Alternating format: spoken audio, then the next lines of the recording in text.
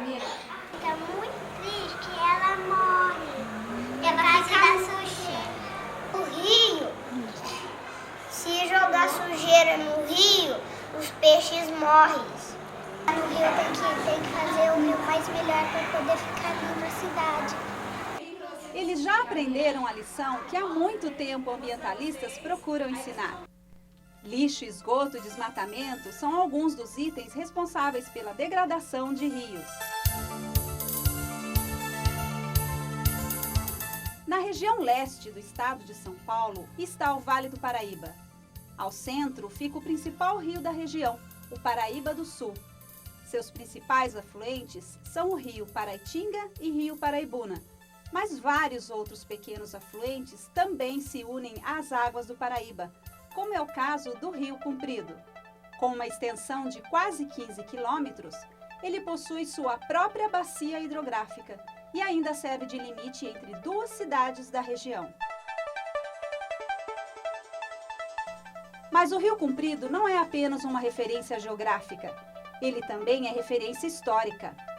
Dos vários sítios arqueológicos encontrados no Vale do Paraíba, 2 pertencem à microbacia do Rio Comprido. Os grupos indígenas, como é o caso dos tupis-guaranis, eles procuravam determinados padrões de ocupação.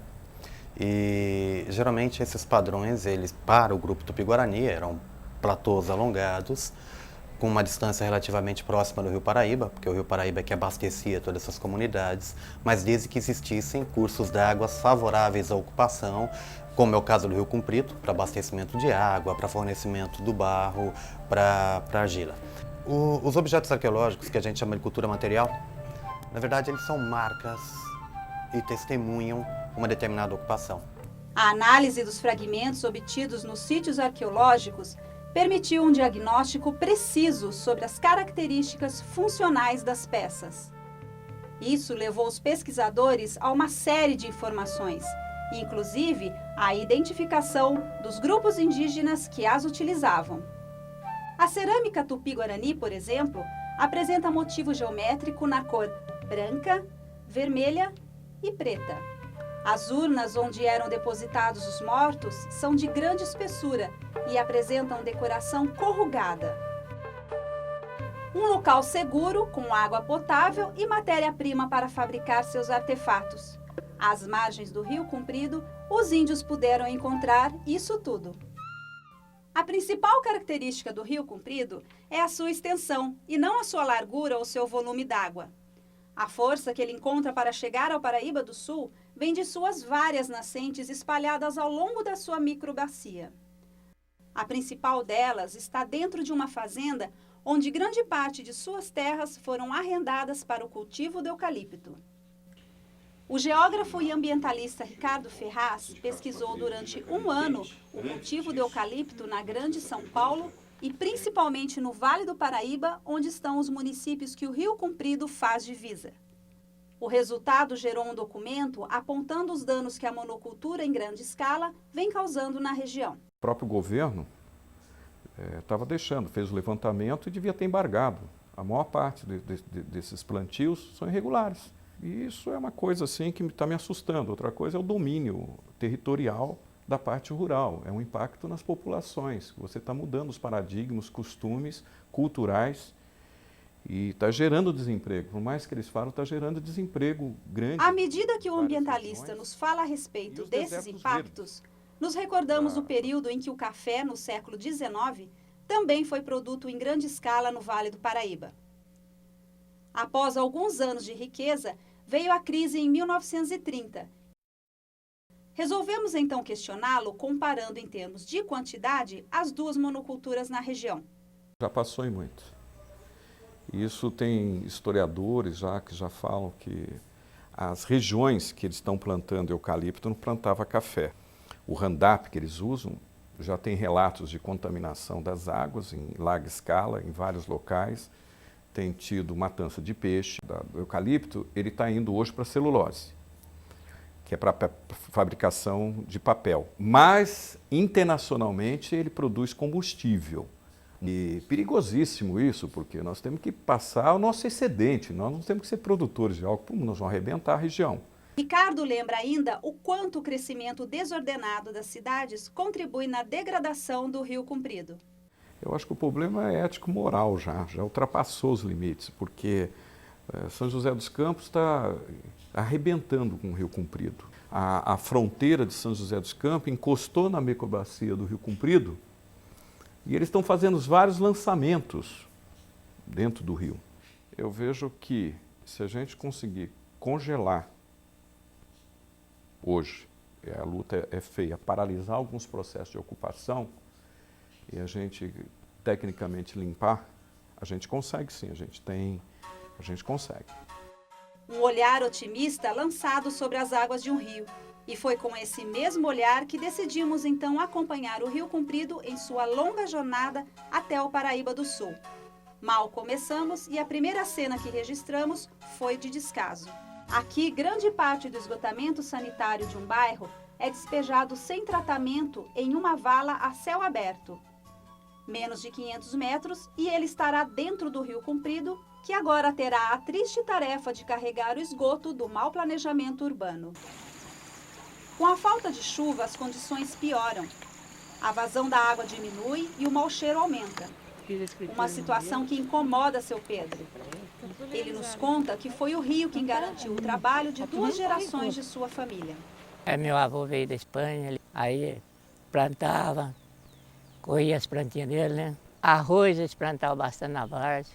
E da água do Rio Comprido eles faziam represinha, punha nos arroz, né? Era tudo regado com a água do rio. E naquele tempo a água do rio era boa, limpa? Era boa, limpinha, né? Tinha bastante peixe. Mas isso foi no passado, porque agora... E aí poluiu todo o rio. Poluiu tudo, agora não tem mais nada, não. Não tem água nem para moer a planta. A terra herdada do avô tem hoje outro propósito. A nova geração continua vivendo no local, mas sem depender do rio. E hoje eu estou aqui só para curtir, né? A mudança de hábitos não aconteceu somente na família do seu Pedro. O processo de industrialização ocorrido nos anos 60 fez com que muitos trabalhadores deixassem o campo e fossem morar nas cidades. A nova fonte de economia passou a vir das indústrias que se instalaram na região. Algumas vieram de longe, como essa de Toulouse, na França. Na década de 30, a empresa aérea tinha como piloto de teste o escritor francês Antoine de Saint-Exupéry, autor do clássico O Pequeno Príncipe.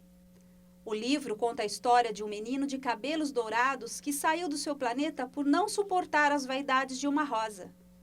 Em suas andanças, chegou ao deserto do planeta Terra, onde sentiu muita sede. A água retirada de um poço bebeu de olhos fechados, conclui o autor, que aprende com o príncipezinho que tudo que o homem procura pode estar em apenas uma rosa ou num pouco de água. E foi também em um pouco de água, vinda de uma das nascentes do Rio Comprido, que o senhor Liberato conseguiu formar este lago. Quando eu comprei a chácara, eu dei uma reforma no lago e eu captei água na barroca, que tem a próxima daqui do Rio Comprido, tem uma outra do lado de lá, e eu trouxe de lá a água para cá para alimentar aqui, porque aqui no local estava muito pouca a água. Quando pergunto por que ele acha que as nascentes diminuíram, ele me responde. Eu acho que foi por desmatamento, né? Porque geralmente, tudo quanto é lugar, há o desmatamento na beira de rio, essas coisas, e vai assoreando o rio, as minas, né? Eu trabalhei a vida inteira minha com terraplanagem, em fazenda, essas coisas, destruí muita árvore, arranquei muita árvore. Nos lugares que eu trabalhei, que houve uma decadência de minas de água, essas coisas, que eu conheci rios. Esse próprio Rio Comprido aqui, a água nesses 5 anos que eu estou aqui diminuiu bastante. Muitas empresas ainda trabalham derrubando árvores nativas para dar passagem ao progresso. Outras, no entanto, trabalham para fazer a recuperação da vegetação em áreas degradadas. E foi no campo, reflorestando uma área em torno de uma das nascentes do Rio Comprido, que conhecemos Juarez. Ele é engenheiro ambiental e nos mostra a importância e os cuidados no plantio das mudas. O que a gente está procurando fazer? A gente está procurando restabelecer uma parte da Mata Atlântica aqui, né? Como são áreas de nascente aqui, a gente tem que tomar muito cuidado com herbicidas, pesticidas, para não colocar. Procurar sempre usar o adubo natural, né? No nosso caso é esterco curtido, uma terra de boa qualidade. E a muda, né? A muda tem que ser de procedência, tem que vir de viveiros qualificados. Juarez, como que você vê a situação atual do Rio Comprido? Olha, o Rio Comprido é preocupante. Se você pegar e acompanhar um pouco do trajeto dele, a gente não tem uma visão macro dele, mas sim locais, alguns locais que tem, né? Você vê que ele está muito assoreado, o uso da margem dele está sendo extremamente indiscriminado, todo mundo está do lado do rio. Depois de tantos problemas apontados, a vida do Rio Comprido parece mesmo estar por um fio. Mas isso não desanima o trabalho de Juarez. De jeito nenhum. Se a gente não começar, se você não dá o primeiro passo, não tem como dar o segundo passo. A verdade é essa. Preservar a nascente para que ela dê vida longa ao rio e ajude o trabalhador que decidiu ficar no campo. Cleiton é um jovem que cresceu trabalhando na lavoura. Aprendeu o ofício com o pai. Do campo, ele vê o fortalecimento das indústrias na região e pergunta se ele sente desejo de trabalhar em uma delas. Ah, não. É que a gente já trabalha aqui, já gosta, né? E não pretende. Prefiro ficar aqui na horta mesmo, no campo. É bem melhor. Insisto um pouco mais. E se faltar essa água, pergunta. Ah, isso aí é difícil, hein? Aí todo mundo tem que sair, né? A gente que mora aqui depende disso. Depende da nascente. Depende da nascente, porque se não tiver nascente, não tem como a gente plantar e regar, né? Se secar, a gente tem que arrumar um jeito. Visto à distância o verde intenso da lavoura, temos uma vaga ideia de como poderia ter sido o leito do Rio Comprido no passado. Agora falta pouco para ele alcançar o Paraíba do Sul, mas antes ele ainda precisa vencer outro desafio. Uma mudança de trajeto faz com que ele passe espremido entre cavas de areia.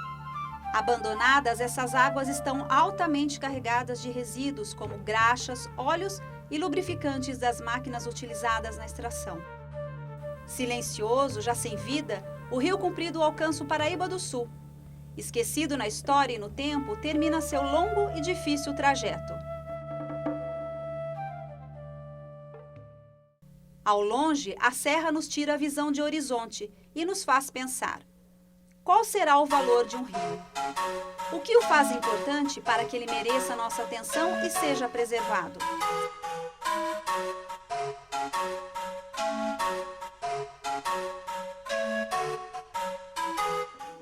Um povo, uma população que não sabe respeitar um rio, não sabe respeitar a si próprio.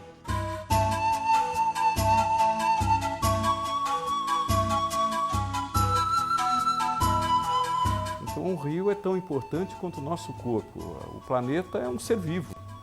Nós estamos usando um corpo que ele é quase todinho de água.